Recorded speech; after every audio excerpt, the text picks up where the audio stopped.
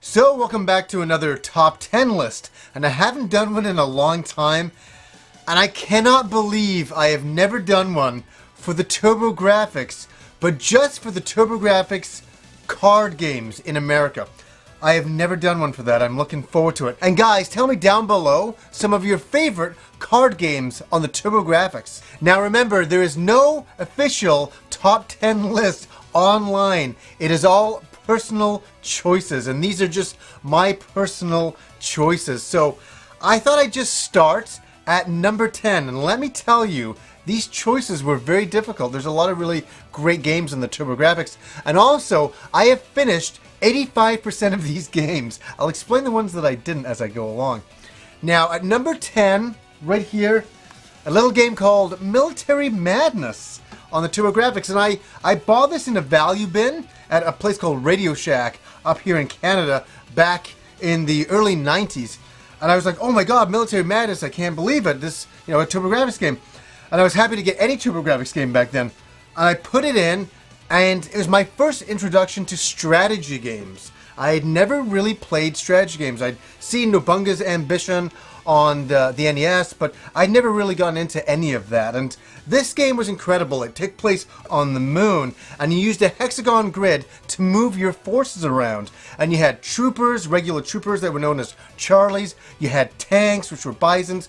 You also had fighter jets, and you'd move them around the grid and move next to your enemy, and based on terrain percentages you would do better than your enemies, depending also on the kinds of weaponry that you were using. And I got addicted to this game. I finished every single level back in the day, and then the game really continued on for me as I fought in two-player mode against my friend Swagger, and he was a big military buff as well, and we had a lot of fun with this game.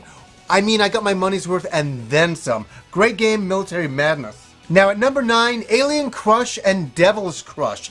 These are some games that I never finished. I was terrible. I've always been so terrible at pinball. I don't know what it is. I just seem to suck at the game.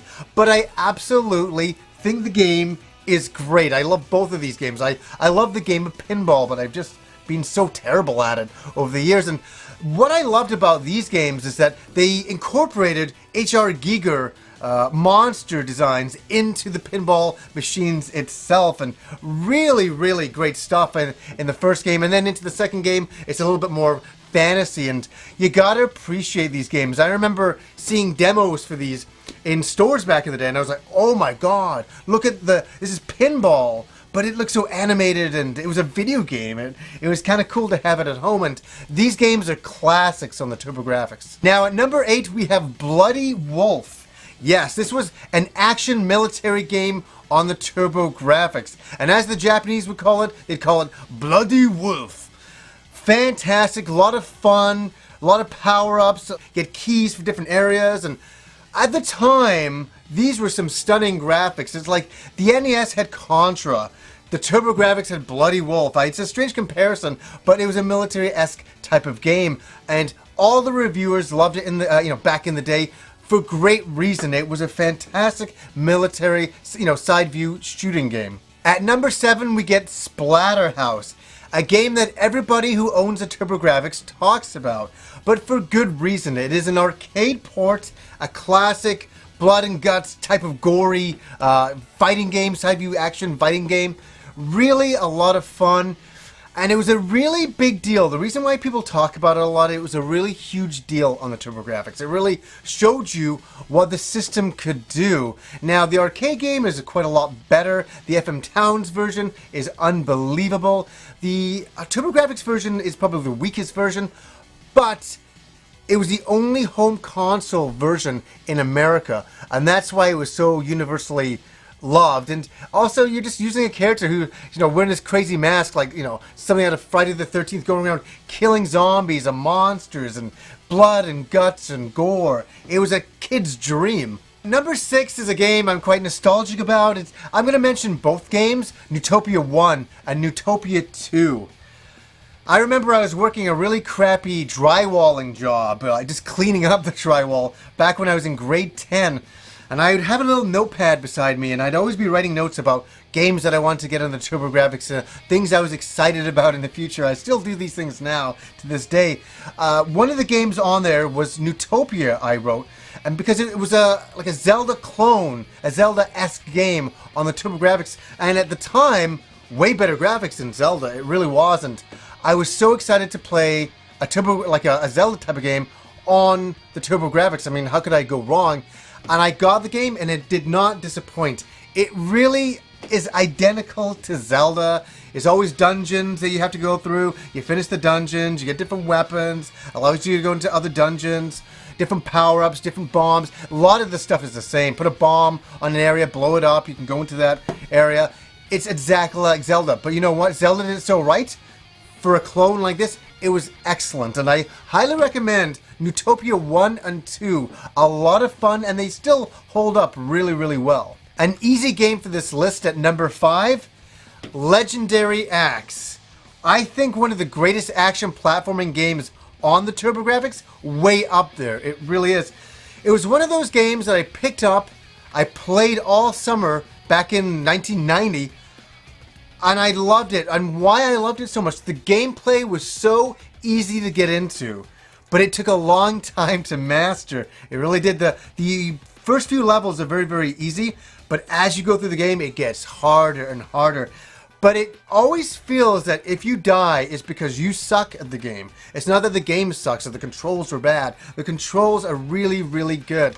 And you just start as a medieval type of character, caveman, going through different levels, side view levels, fighting spiders and bears and rats and snakes. It's bizarre stuff. But the package comes together really well. And when I just look at this game art. When I look at this, it's so classic TurboGrafx. Nothing says TurboGrafx like Legendary Axe, and I can't recommend this enough. Now for number 4, I really wanted to say R-Type. I will mention R-Type because that's a really good shooter on the TurboGrafx, but I'm going to mention Soldier Blade. Arguably one of the best shooters to come out on the TurboGrafx. It really is. It's an overhead shmup shooter style game. What sets it apart? What makes it so good? Controls beautifully. Graphics fantastic. Really, really good power-up system. They use the power-up system in Spriggan later on. It's almost the same, color cycling of you get 2 red power-ups and a green power-up, and then you get just a spray of green blasters on the screen. That's the same for Spriggan. It was the same kind of style power-up system. Really good bosses, really good enemies, really nicely animated. A pure pleasure to play. Anybody can pick up this game for the very first time and have a really good time with it. One of the best shooters, I think, on the TurboGrafx. Now, when anybody thinks of the TurboGrafx, you gotta think of the mascot. Yes, the TurboGrafx had a mascot, a self-appointed mascot, that is Bonk. And Bonk's Adventure was the first game, and I'm gonna mention all the Bonk games here. They're all equally fantastic, and they all brought something new to the table, which was really, essentially, Bonk, a caveman with a gigantic head, smashing his head into things, and him powering up in many, many different forms over the different generations of games. Now, how does the game stack up now? It's still a really fun game, and I remember looking at the kiosks, playing this game in demo form, going, wow, look at this game. Look at the characters on the screen. I remember seeing huge dinosaurs and giant characters, and I remember this is one of the reasons why I wanted a TurboGrafx. And when I finally got to play the game, I was not disappointed. It's really funny. Every major console has always had a standout ninja game that has become very memorable. The NES had Ninja Gaiden, the Genesis had Revenge of Shinobi, the Master System had Shinobi, the regular Shinobi, and on the TurboGrafx we had Ninja Spirit. Wow, what a breakthrough game. This game just blew my mind back in the day, and it was a game that I used to brag to my friends about. You know, if anybody was like, oh, fuck the TurboGrafx, I'd be like, check out Ninja Spirit and shut the fuck up. And as soon as they saw Ninja Spirit, they're like, wow, this is really nice looking and a beautifully playing game. And it's a side view game. We play, a ninja. You can get multiple shadow ninja forms and attack. using multiple shurikens and multiple weapons. It just blows your mind about the power-up possibilities. And it comes off as very simple to begin with, but gets a little bit harder as the game goes along. So the first few levels, again, you breeze through, no problem. But in the later levels, they get a little bit more challenging. But a TurboGrafx game that really stood out. A game that made you proud to be a TurboGrafx owner and to justify it to all the other kids in the neighborhood that were condemning the TurboGrafx so forcefully. Ninja Spirit was easy to make the system look amazing. Now at number 1, I almost came up with a tie. I really did. I was like, it's this game or this game. These are two of my favorites on the system for card games. And the first game, I'm just gonna put it out there, Kadash. Kadash is a really great, I've talked about it so many times, side view action RPG where you play as different characters. You can play 2 players. I played this game with Kim probably about a year ago. We had a really good time with it. It's a wonderful game. I have the arcade game as well, but it's not my number 1 choice. My number 1 choice for my favorite card game on the TurboGrafx is Dragon's Curse, part of the Wonder Boy series in Japan. I have to really get in depth here. Why is this my favorite TurboGrafx game? Like, of all the TurboGrafx games that are out there on card, I like the replayability in this game. I like how much time I spent with this game. It is difficult but rewarding.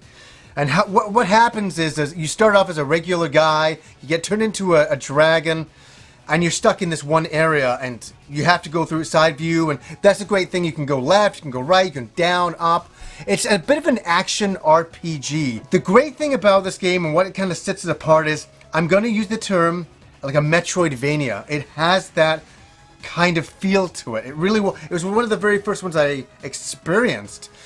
And you would get to a certain area, you couldn't get past it, and you'd get frustrated, and then you could find a way to turn it into a different creature that would, allow you to get up an area. I remember this one area, I couldn't get over it because there's blocks that looked like cheese, and you turned into a mouse and you were able to get over it. It was really cool. Or there'd be entire levels that I couldn't get through because there were so many enemies. I was able to turn into the hawk, and I just flew the hell over everything. I mean, the possibilities, the secrets in this game, there's so much going on in this game. And that's the thing, it's such a well-designed game. It really is. It's very difficult at times, but very, as I say, rewarding. Very well designed. I cannot say enough of the design level in this game. I think it's brilliant. And it wasn't a hard choice to come to this one. I thought of all the games that, some games are just action games, some games are just RPGs, some are just, racing games. There's so many elements going on in it. And it created for a really overall wonderful, fun experience. And I had to choose it as my number 1 favorite card game on the TurboGrafx. So, guys, tell me below what some of your favorite TurboGrafx card games are, and maybe a little explanation of why. I'd always love to hear it. I've played all the TurboGrafx games. I really do enjoy them all, but these are some of my personal favorites today. So, anyways, guys, until next time.